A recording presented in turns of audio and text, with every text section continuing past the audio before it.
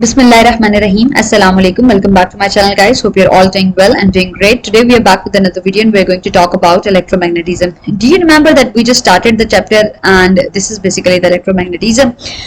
Electromagnetism. This is the combination of two words, electricity and magnetism, magnet. Electro is come from the word electricity and magnetism come from the words magnet. So there is a connection. We just, a scientist called as, a Danish scientist basically called as the Hans Christian Ørsted proved that the electricity and magnetism have some link. They are not the separate forces, they are the same forces.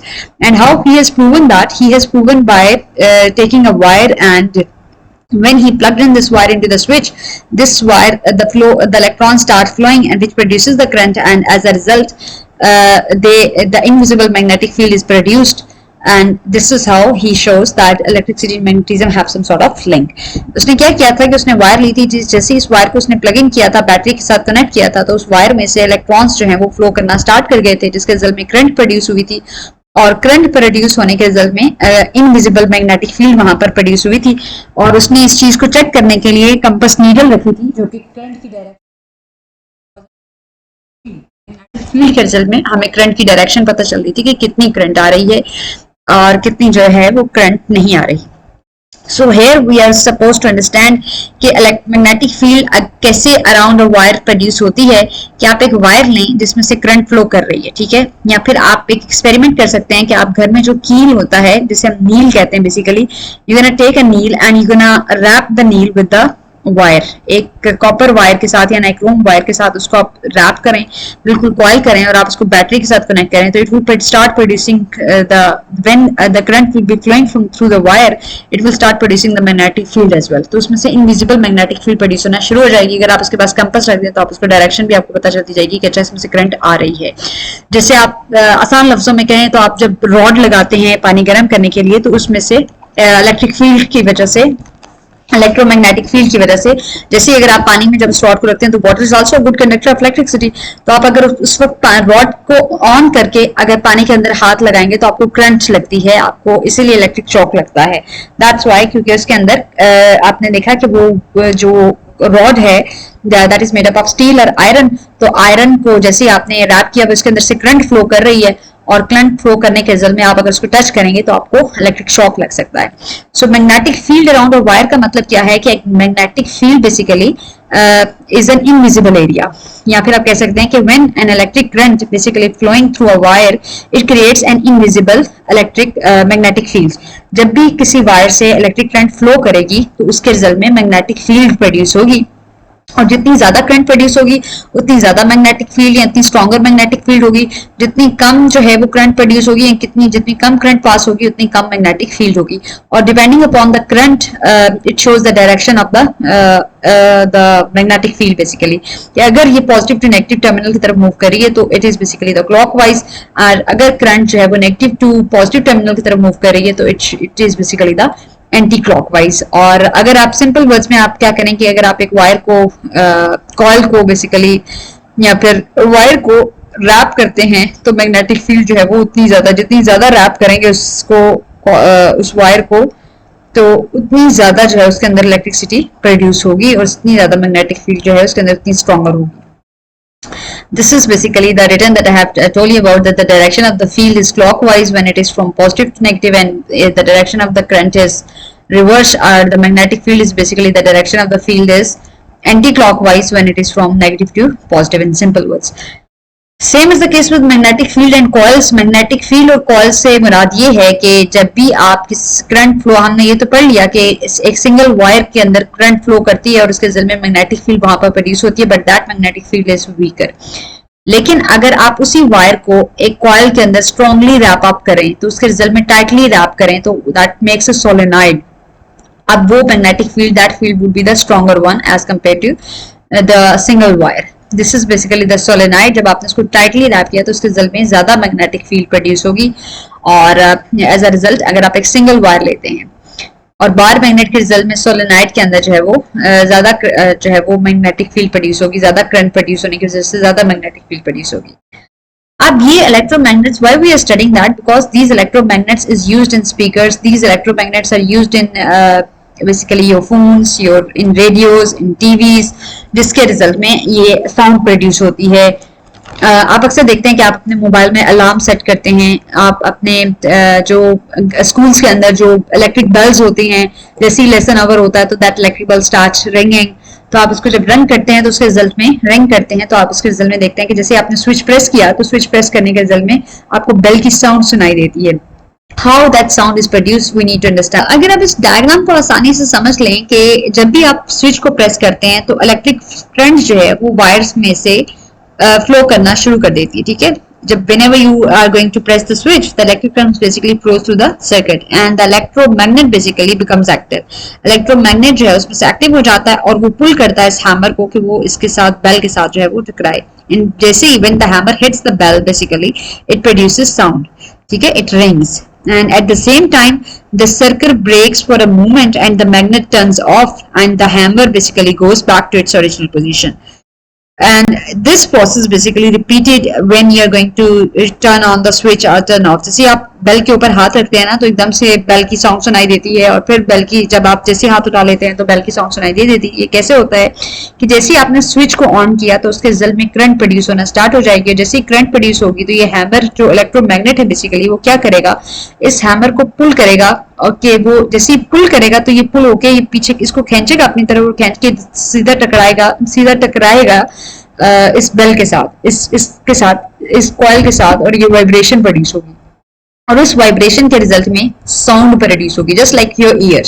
तो जैसे ही sound produce होगी उसके result में ये hammer जो है वो दोबारा अपनी पोजीशन पे वापस चला जाएगा और करंट जो है वो जैसे स्विच ऑफ कर दिया आपने तो करंट जो है that's gonna go back with the help of the neutral wire, it will go back to the original position. This is what they have written. We're going to read that the electric bell use an electromagnet which is made to switch on and off very rapidly.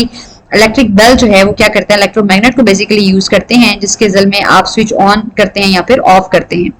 जब भी आप bell को push करते हैं या press करते हैं circuit is complete, circuit on हो जाता है, circuit is close. Basically circuit is complete का मतलब सर्किट क्लोज्ड है, क्लोज सर्किट के अंदर स्विच ऑन है तो मैग्नेट जो है वो अट्रैक्ट करेगा piece of soft iron with the hammer attached to it. The hammer strikes यानी कि the hammer hits the gong, but because of this movement the contacts separate and cut off the current. The magnet no longer attract the soft iron. This is basically now its hammer is come back to its original position.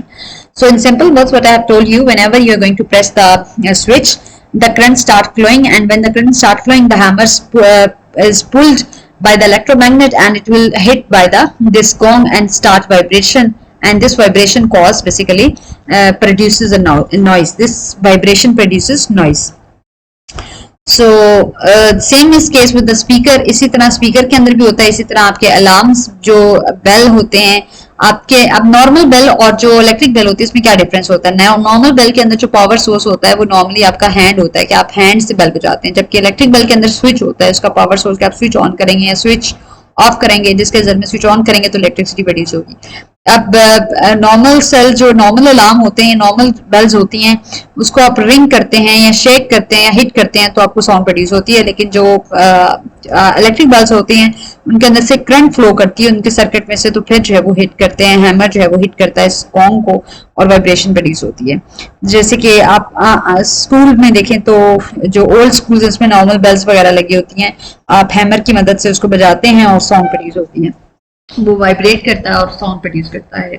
Electromagnet का इस्तेमाल normal bells के अंदर नहीं होता, जबकि जो electric bells होती हैं उनके अंदर इलेक्ट्रोमैग्नेट का इस्तेमाल होता है, क्योंकि वो करंट जब फ्लो करती है तो उसके रिजल्ट में मैग्नेटिक फील्ड प्रोड्यूस होती है और ये मैग्नेटिक फील्ड ही बेसिकली इस हैमर को स्ट्राइक करती है इस गॉन्ग के साथ और वाइब्रेशन होती है और साउंड प्रोड्यूस होती है।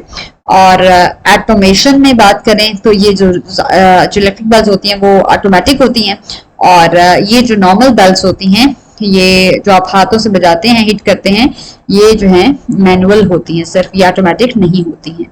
Same is the case with the alarm, same is the case with the headphones.